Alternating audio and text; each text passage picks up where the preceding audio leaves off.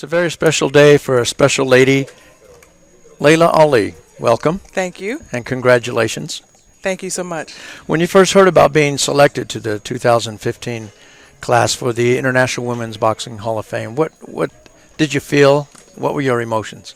I was very honored, of course, and appreciative, and I'm just excited to be here. Most of all, to see a lot of my female fighters that were fighting when I was fighting, some of the new amateurs that are here, and just all the people that I know from the sport, because I've been away doing other things, so it's always nice to come back. It's kind of like a reunion.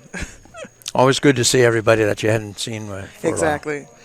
a while. Now that you're out of boxing per se, except for today, of course, I'm sure you get a lot of men and young women that come up to you and ask you about your boxing career, and they want to get involved in it. What do you say to them? I know that you've had some tough words for some of them and telling them how tough a sport it is, but what exactly do you tell them? Well, I always encourage females to participate in sports because obviously I know the importance of sports. I do a lot of work with the Women's Sports Foundation, so I'm an advocate for people getting involved in all sports. And a lot of times people want to box and they haven't actually gotten to the ring and experienced it. Things always look easier from the outside. Boxing is also a very tough business, even for people who are very talented. So I always encourage people to, if that's what they really want to do, go to the gym, start training, surround yourself with a team that will take you seriously and will make sure you know everything you need to know going into the ring. And then if that's what you want to do, you got to go hard. You got to be willing to put it all on the line and train harder than everybody else. So, but the first thing I do is I want to get in their head and make sure that boxing per se is really the right sport. It takes a special individual to be a fighter. It certainly does, and here you are, that special individual. And that is one of the reasons why I'm sure that you've been selected to join the International Women's Boxing Hall of Fame. And we do want to congratulate you on that. Thank you. When they first told you, as you said, you were all excited and all, what do you think is the number one reason for your selection into the Hall of Fame? I don't really think of any number one reason. I know I'm not the first. I know I won't be the last, and I feel like it's really great to recognize any athlete that worked very hard. I'm undefeated. I have 21 knockouts out of my 24 wins. I have 4 world titles. Do I have 4 or do I have 5? I've got them in a couple different weight classes. Right.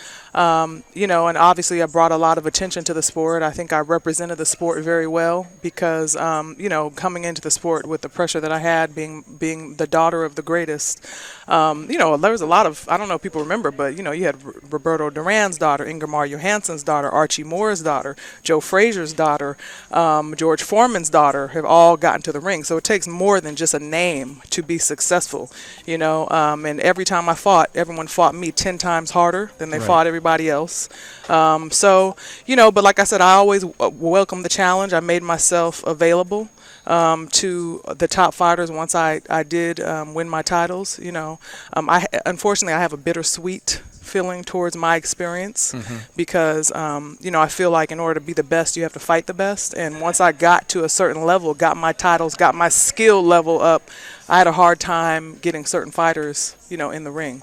So it left me with a little bit of a bittersweet feeling, and I started at a certain point not really feeling challenged, and that was part of the reason I made a departure from the sport to start doing other things. So one thing I encourage fighters to do is that if they want this sport to grow, if they want to get attention, then you have to fight the best fighters. You can run your mouth to a certain point and talk up the fight, but eventually you need to get in there, and not make excuses.